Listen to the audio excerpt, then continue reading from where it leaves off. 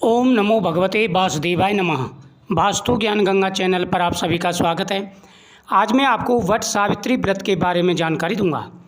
पति की लंबी आयु और अच्छे स्वास्थ्य के लिए सुहागिन महिलाएं व्रत रखने के बाद बरगद के पेड़ की पूजा करती हैं। आज मैं आपको बताऊंगा साल 2026 में वट सावित्री का व्रत कब रखा जाएगा। हिंदू धर्म में वट सावित्री का व्रत विशेष महत्वपूर्ण होता है। प्रतिवर्ष ज्येष्ठ मास की अमावस्या और पूर्णमासी को यह व्रत रखा जाता है।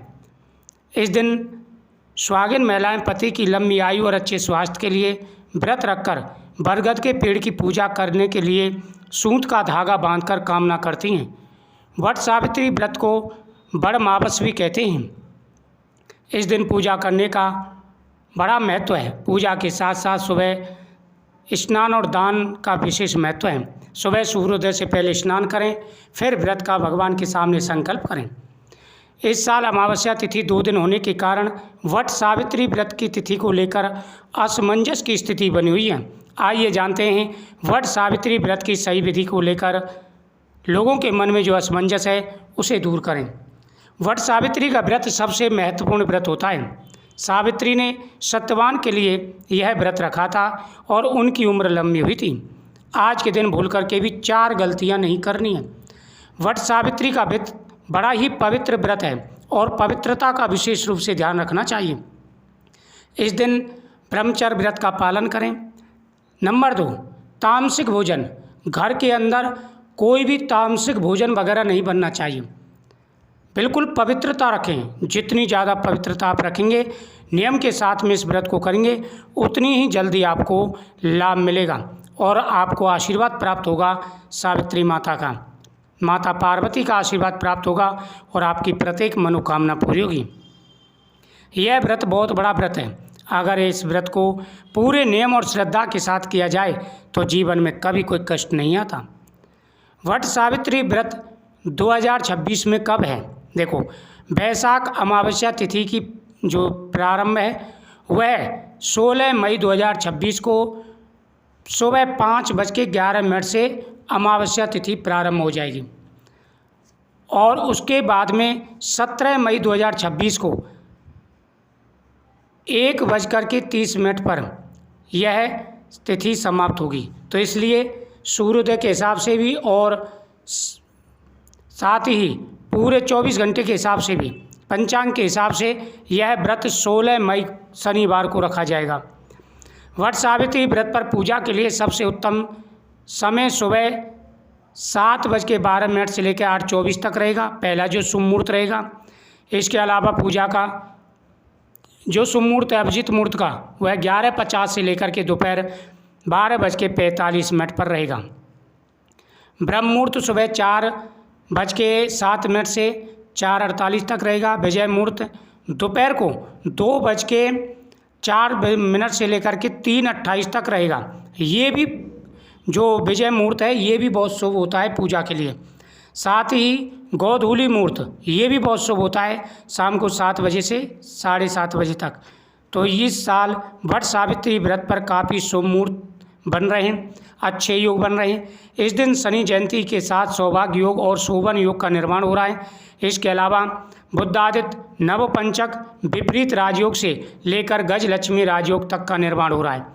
यह योग बहुत बड़े योग हैं। इन योगों के कारण आपको लाभ मिलेगा, आपकी मनोकामना पूरी होगी। साथ ही सामग्री की लिस्ट के बारे में जानकारी बहुत ज़रूरी होनी चाहिए कि जो आप पूजा कर रहे हैं वह पूजा करते समय कोई भी सामग्री छूटनी नहीं चाहिए।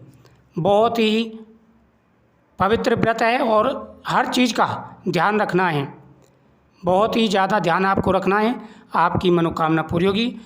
तो पूजा की सामग्री आप लिख कर के रख लीजिए। कलावा, कच्चा सूत, बट वृक्ष की परिक्रमा के लिए बांस का पंखा, यानी बट वृक्ष की परिक्रमा के लिए कच्चा सूत या कलावा ले सकते हैं।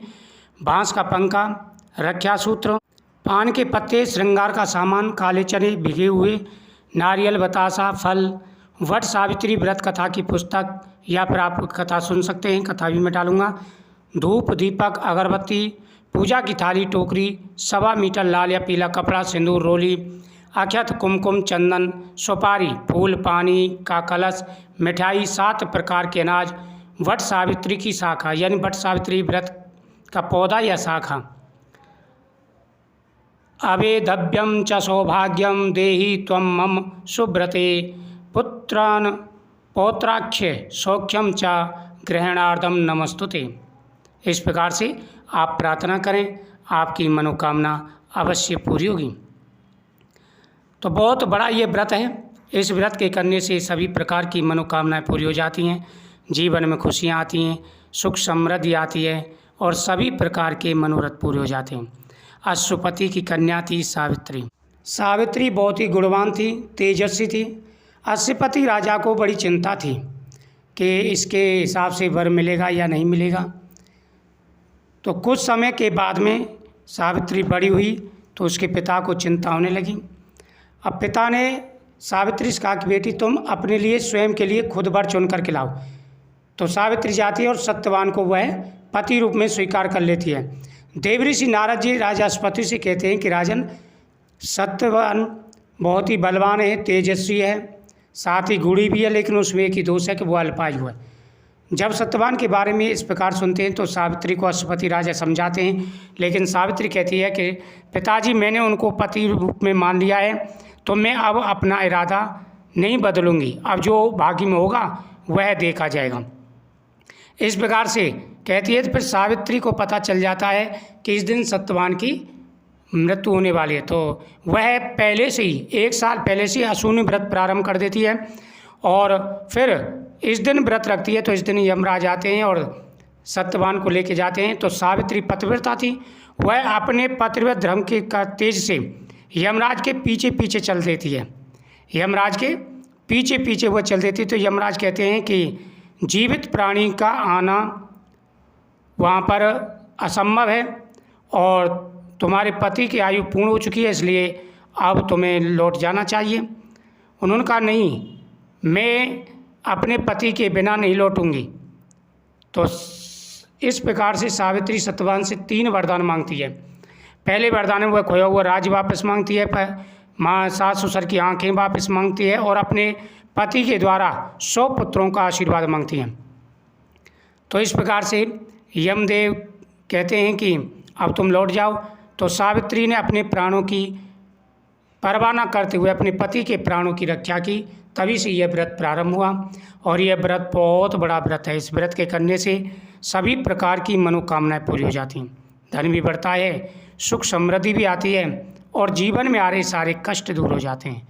कृष्णाय वासुदेवाय हरे परमात्मने प्रणतः कलेशनाशाय गोविंदाय नमो नमः।